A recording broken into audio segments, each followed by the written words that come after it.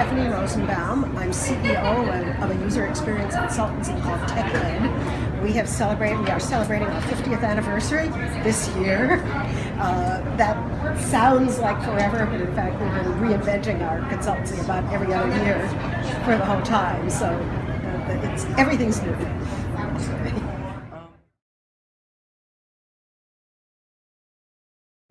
Well, I think where you are is one of the best places to be, because I recommend people who are interested in user experience to first start out with a degree in a good School of Information, for example, or a good cognitive science program. But certainly the School of Information, I'm very familiar with them. Also, there are programs like the University of Washington's Human-Centered Design program and University of Michigan School of Information. I've got close ties to both of those. So if you can get into a good program, and then I'm actually, because I've been running a consultancy for a long time, I'm often asked, well, shouldn't I go right from school into a consultancy?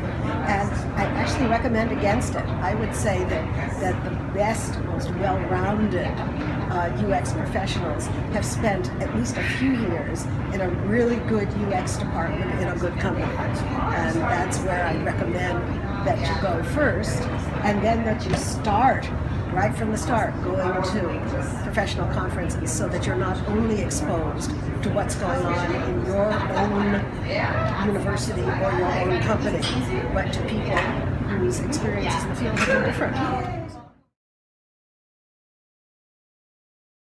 So for me, the most rewarding part of UXPA is the opportunity to reconnect and network with colleagues from all over the world, many of whom I only get to see at UXPA, and I get to talk to them about what they're doing now, and I get to learn what they're doing.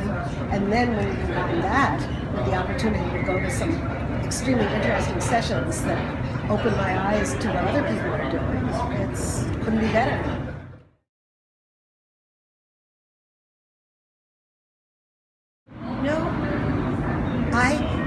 Despite how many things in our field and industry are unrecognizable from what they were 20 years ago, many other things have not changed and will not change.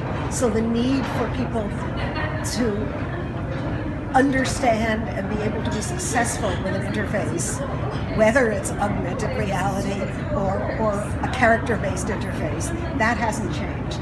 The fact that you see somebody's chatbot and you don't understand what it's saying, is no different from when you didn't understand what a command line interface command meant.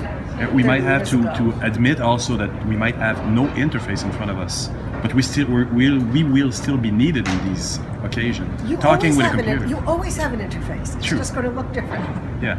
I mean, if you even if it's speak it out talking into the air, somebody had to program what answers you. And if what answers you is irrelevant to what you asked it, it doesn't matter that it hasn't got keys. It doesn't matter whether it has a screen. What matters is your communication with the support system or whatever it is that you're trying to get to work for you. Thank you. So that hasn't changed. That's not. That will never change. No. We're you know what? We're not going to work ourselves out of a job. I don't know if you have heard of John Carroll, this guy who invented the minimalist model for instructional design quite a long time ago. But anyway, he said, I'm always asked, aren't we working ourselves out of a job? And he said, no, there are two reasons. And one of the biggest ones is that the systems are getting more and more complex all the time. So as soon as we solve some of the problems, somebody invents a system that has new human interaction problems to solve. So our job is getting bigger, not smaller.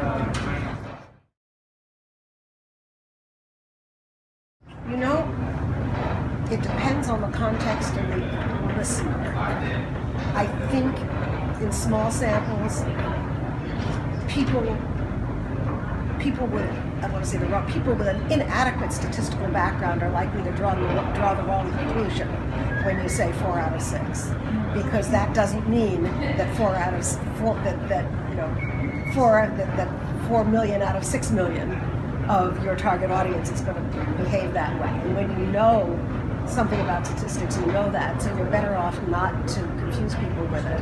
So I am typically inclined to say some or most.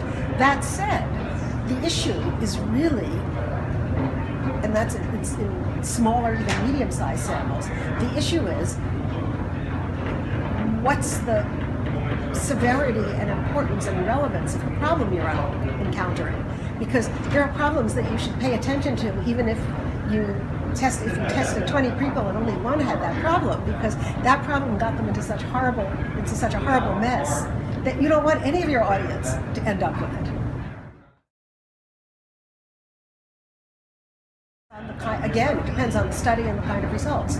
There are usually things you can say within 2 days. The caveat is, if you haven't had a chance to analyze all your data, you may be paying too much attention to the first and last participant, which are what will tend to stick in your mind, or missing some things that might cause you to change what's going on. The reason why it depends is some people schedule their sessions. Some people prefer to schedule their sessions with a lot of processing time between sessions. They want to organize their notes, they want to think about it, so forth and so on. Other people like to do the total immersion session process and cram in as many sessions as they can in the shortest period of time, because they feel it helps them tune how they interact, because it's right at the front of their minds. Okay, the people with the first model are better able to report within 2 days after the last session than the people with the second model, who, when they get out of the last of 12 sessions in 2 days, want to lie down in a puddle and cry. So it's also how much time will you have had to think by the end of those 2 days.